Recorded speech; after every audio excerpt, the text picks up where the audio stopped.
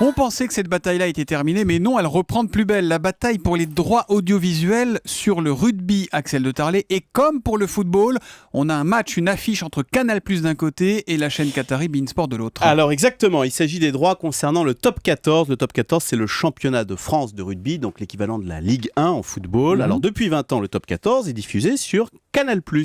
Mais la chaîne qatari beIN Sport a été invitée à participer et elle pourrait bien rafler la mise dès l'année prochaine avec un gros chèque. Il faut savoir déjà que les droits télé dans le rugby ont flambé à 70 millions d'euros par saison. C'est 2 fois plus que lors du précédent contrat. Et par rapport au foot, ça reste très en dessous, non ? Voilà, mais le foot, c'est 700 millions d'euros la saison. Ouais. Donc vous voyez, c'est 10 fois plus cher le foot. Mais malgré tout, est-ce que ça veut dire que le rugby prend vraiment le même chemin que le foot, que l'argent est en train de couler à flot ? Exactement. Alors tant mieux pour les clubs, tant mieux pour les joueurs qui s'enrichissent, mais j'ai envie de dire tant pis pour les téléspectateurs, car nous sommes in fine les victimes de cette flambée des prix. Car que se passe-t-il ? Eh bien, seules les chaînes à péage arrivent à payer.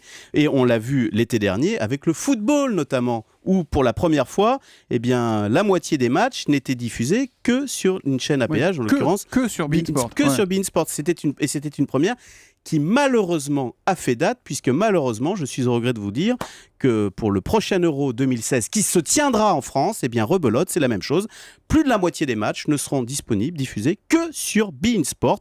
TF1 et M6 diffuseront moins d'un match sur 2, donc ceux de l'équipe de France naturellement, plus la finale et la demi-finale. Alors malheureusement, on est en train probablement de prendre le même chemin dans le rugby. Ainsi France 2 qui a toujours été la chaîne historique du rugby, eh bien France 2 vient de perdre une bonne partie des droits sur la Coupe d'Europe de rugby au profit de beIN Sport, qui a signé, dit-on, un chèque très important. Ça veut dire qu'il y a beaucoup de zéros. Voilà, tant mieux pour beIN Sport, tant pis pour le grand public. Le risque à terme, c'est que le rugby soit moins visible. Il faut le faire attention, comme l'est devenu la Formule 1. La Formule 1 qui est aujourd'hui, je suis désolé de le dire, réservée aux seuls passionnés. Sur Alors Canal, que souvenez-vous, il y a 20 ans, les courses de F1 rythmaient le week-end. Et là, c'est un gros enjeu pour Canal avec le rugby parce qu'ils ont été affaiblis sur le football.